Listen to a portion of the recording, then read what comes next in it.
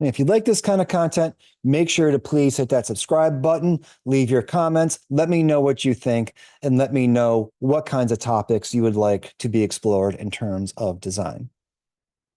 Back in 1998, the ABC News show Nightline introduced its audience to the company Ideo and to the process known as design thinking. While Ideo was not responsible for creating design thinking, it was responsible for bringing design thinking into the mainstream. And the show definitely helped in that effort. For many of the viewers, it would be the first time they've ever heard of this new thing called design thinking. First time seeing how it works, and the first time seeing how it can be applied to problems great and small, and applied in a way that would lead to creative output that resonated with user needs. IDEO was portrayed as this kind of zany place where all traditional rules of corporate America were broken in the pursuit of a higher ideal of inclusive design. By inclusive here, I mean that no matter the person's seniority, no matter their position, no matter their education, or what other characteristics there were, whether they were new to the company or been there for a long time, whether they were high up in the organization or down at the very bottom. It didn't matter who they were as long as they had a good idea. Good ideas win out. And in that way, design thinking was meant to be a kind of democratic approach to creating solutions for whatever challenges or whatever goals that a design team had. The process of design thinking involves 5 different phases: empathy, or doing research on whomever you're designing for; define, which allows us through analysis to understand what it is we need to create; ideate, which involves a lot of brainstorming with crazy ideas to generate potential outcomes that are outside of the traditional; prototype, which involves then creating a design from that brainstorming; and test, which is the process of evaluation, how successful you were in terms of the final design. And if necessary, if you need to go back to the figurative drawing board and make modifications, tweaks, or do something to improve the prototype so that you have better outcomes. One of the goals of the show was to demonstrate how design thinking worked in practice, what it looked like in real life. And to demonstrate what it looked like in real life, the team at Ideo was given the task of redesigning the shopping cart. It can be a lot of fun to take mundane, everyday objects that you probably don't think much about and see them as ripe for a redesign. And the shopping cart checks all those boxes. The shopping cart is something we're all familiar with, probably hasn't changed much in a very long time, and we probably never question whether or not it fits our needs. So, through a production cycle of just 5 days, the IDEO team engaged in how to build a better shopping cart. And the final outcome was a new type of shopping cart that was meant to accomplish a lot of things all at once. It was meant to reduce shopping cart theft, which I didn't even know was a problem, be more convenient for shoppers to use, be easier for grocery stores and other kinds of stores to physically store, and generally be more aesthetically pleasing, to look more attractive, to be cool, to have a nice looking shopping cart. And at first glance, the result was, in fact, pretty cool for something that went from research to product in what seemed like record time. 5 days, not a long time to reimagine something like a shopping cart. When watching the show, watching how they went about doing this, and I've shown this video to many different classes, it can be really easy to point out elements that might seem like poor design decisions. The idea of using little baskets to move around the store while you leave your cart in one place. The dependence on plastic bags as a way of transporting groceries out of the store. This is at a time right now when some places are outlawing plastic bags. The practicality of relying on a handheld scanner that customers would use to handle their own merchandise, pardon the expression, scan it, and then pay for it without ever having to go through the checkout.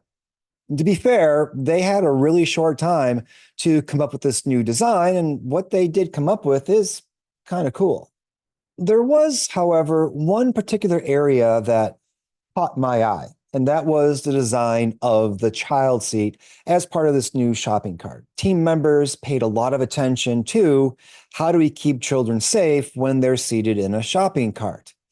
And if you look at the final design in terms of a child seat, it seems pretty reasonable in terms of child safety, child comfort, and providing children with an opportunity to be preoccupied while their parents are shopping. There was a kind of a flat surface where children could place things and perhaps play with items while their parents were shopping. If we take a step back for a second in terms of the child seat, we can see how the ways in which we label things, the names we give them, limits what we conceptualize as the design problem. If you say to me, design a child seat, odds are I'm going to design a seat for a child. After all, what you want created is inherent in the name, child seat. But what is a child seat really for? It's not just to provide a child a place to sit for the sake of having a place to sit. Rather, the goal of the child seat is to provide a way of transporting the child around a grocery store if that child either can't walk on their own or doesn't want to walk on their own. The child seat is a transportation device. And what makes it a child seat is not the fact that it is only for children. It's the fact that it's sized in a particular way that the type of body that can fit in it is probably going to be a child. What if you are trying to shop with a person who also cannot walk or also does not want to walk, but does not fit into the child seat? It's clear that the shopping cart is not designed with you in mind. There's been no consideration of the challenges you're facing and how to provide some kind of accommodation or support for those challenges. Drew-Ann Long experienced this problem firsthand. As a mother of three, she was pretty familiar with trying to navigate a grocery store with her children. However, her situation was further complicated by having a daughter that had an intellectual and physical disability. Her daughter, Caroline, needed to be pushed in a wheelchair. She couldn't walk on her own. There was no way she could use the shopping cart for Caroline because Caroline was just too large for that child's seat. This problem, this challenge, led Drew-Ann to draw a rough prototype on a piece of paper for a new kind of shopping cart that would allow people to navigate stores while caring for people that couldn't fit into the child seat. Thus, from this effort was born something called Caroline's Cart, a shopping cart that is designed with a different audience in mind than the traditional shopping cart or even Ideo's cart. It's designed for people who are caregivers to individuals who are too large for the child seat but can't walk around the store on their own. For all the excitement that Ideo shopping cart generated during the Nightline episode and even after it aired, as people looked at it and were like, wow, this is a pretty cool shopping cart, it really did fail to consider the needs of people like Drew-Ann and Caroline. It also failed to consider those who are caring for older people or anybody who can't fit into that child seat. They just weren't even part of the calculation. Nowhere in the Nightline video did anybody say, you know what, maybe we need to think of a seat to accommodate somebody larger than a child. This doesn't mean to imply that Ideo's design or even the traditional shopping cart are complete failures. Clearly, they're not. People use shopping carts all the time to grocery shop. They serve a particular kind of need and function.